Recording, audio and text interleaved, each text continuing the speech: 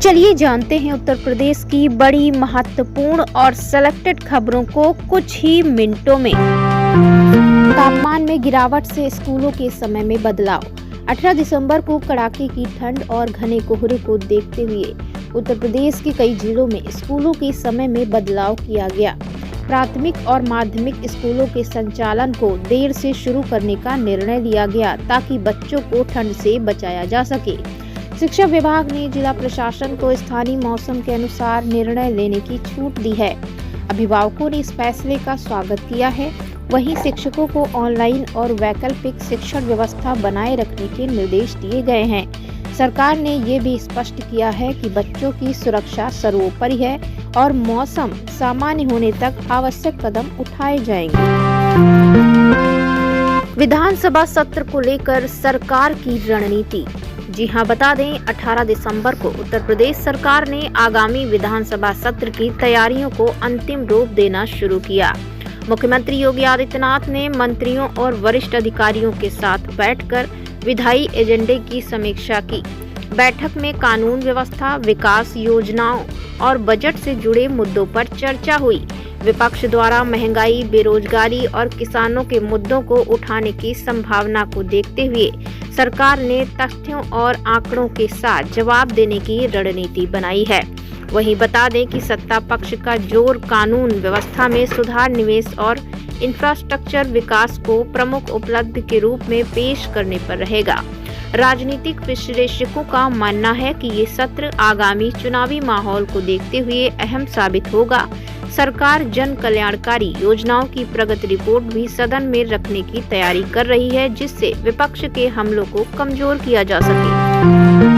Ganga Yamuna expressway को जोड़ेगा नया लिंक रोड। बता दें कि यीडा यानी यमुना एक्सप्रेसवे औद्योगिक विकास प्राधिकरण ने फैसला किया है कि लगभग 740 एकड़ जमीन अधिग्रहण करके एक 74.3 किलोमीटर लंबा लिंक एक्सप्रेसवे बनाया जाएगा। ये सड़क गंगा एक्सप्रेसवे को यमुना एक्सप्रेसवे से जोड़ेगी और नोएडा इंटरनेशनल एयरपोर्ट तक सीधी कनेक्टिविटी देगी। ये परियोजना लगभग 4000 करोड़ रुपए की लागत की होगी। वहीं निर्माण कार्य शुरू होने के बाद ये रोड यातायात और व्यापार को बढ़ावा देगा, जिससे विकास में तेजी आएगी। स्वास्थ्य संबंधी सर्दी जनित बीमारियों पर अलर्ट। 18 दिसंबर को स्वास्थ्य विभाग ने सर्दी और कोहरे के कारण बढ़ रही बीमारियों को लेकर अलर्ट जारी किया। सरकारी अस्पतालों में अतिरिक्त डॉक्टरों की तैनाती और दवाओं की उपलब्धता सुनिश्चित करने के निर्देश दिए गए। बुजुर्गों और बच्चों को विशेष सावधानी बरतने की सलाह दी गई है। आशा और एएनएम कार्यकर्ताओं को गांव-गांव जागरूकता अभियान चलाने को कहा गया है। सरकार ने लोगों से गर्म कपड़े पहनने, धूप सेकने और जरूरत पड़ने पर तुरंत डॉक्टर से संपर्क करने की अपील की है। प्रशासन का जिलाधिकारियों को सख्त निर्देश। बता दें कि 18 दिसंबर को राज्य सरकार ने सभी जिलाधिकारियों को प्रशासनिक कार्यों में पारदर्शिता और जवाबदेही सुनिश्चित करने के निर्देश जारी किए। खास तौर पर जन सुनवाई, भूमि विवाद और सरकारी योजनाओं के क्रियान्वयन पर जोर दिया गया। शासन ने कहा कि शिकायतों के निस्तारण में लापरवाही बरतने वाले अधिकारियों के खिलाफ कार्रवाई की जाएगी। ई ऑफिस और डिजिटल फाइल मूवमेंट को बढ़ावा देने के निर्देश भी दिए गए हैं। प्रशासनिक सुधारों के तहत आम नागरिकों को समयबद्ध सेवाएं उपलब्ध कराने पर जोर दिया जा रहा है। सरकार का मानना है कि इससे भ्रष्टाचार कम होगा और जनता का भरोसा प्रशासन पर बढ़ेगा।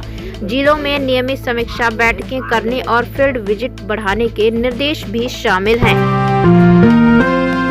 एसटीएफ ने कोडीन सिरप मामले में वारंट प्राप्त किए। Uttar Pradesh special task force यानी एसटीएफ ने कोडीन बेस्ट सिरप तस्करी केस में 2 मुख्य आरोपियों के खिलाफ नॉन बाइलेबल वारंट यानी NBWS हासिल किए हैं। आरोप है कि आरोपी लोगों ने फर्जी कंपनियों के जरिए कोडीन खरीद और वितरण को अंजाम दिया।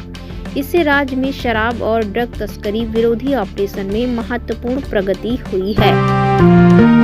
यूपी SSF जवान की सड़क हादसे में मौत। लखनऊ के गोमती नगर में एक यूपी SSF जवान अखिलेश चौबे का कार दुर्घटना में निधन हो गया।